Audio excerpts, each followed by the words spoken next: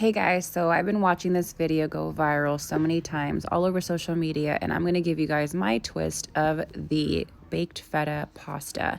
So the ingredients that you're going to be needing is feta cheese, tomatoes, confit or regular garlic, which is confit just basically garlic that's been in the oven for about 3 hours.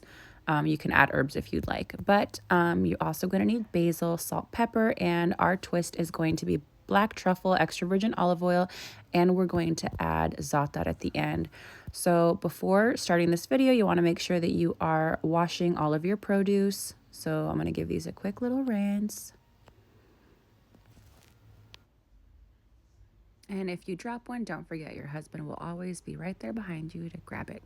Anyway, you guys, moving forward, we're going to assemble the cherry tomatoes onto the platter. I try to make a little heart out of it, if you can tell. If not, oh well. And I'm going to place the block of feta cheese right in the middle of the platter. I'm going to add lots of confit. You can also add regular garlic, don't forget. Then I'm going to add some of that amazing black truffle, extra virgin olive oil, some salt, some pepper, and I'm going to add some red chili crushed peppers. Then we're going to put this baby in the oven on 400 degrees for 30 minutes. So the special twist that I have to this video is that I'm using keto miracle noodles. I just wanted to give you guys a disclosure. Whatever you can't find in your local market, please check my description below. I will provide my Amazon storefront along with all keto-friendly things and ingredients on this video. You guys, oh my goodness. So as soon as you see those tomatoes start to blister, that's when you know that they're ready to come out. I'm going to add my basil.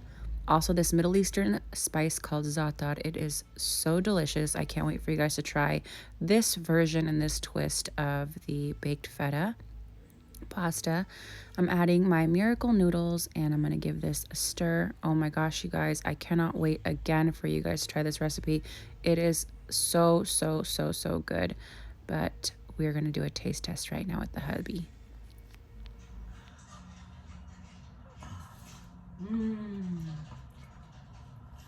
It's so good.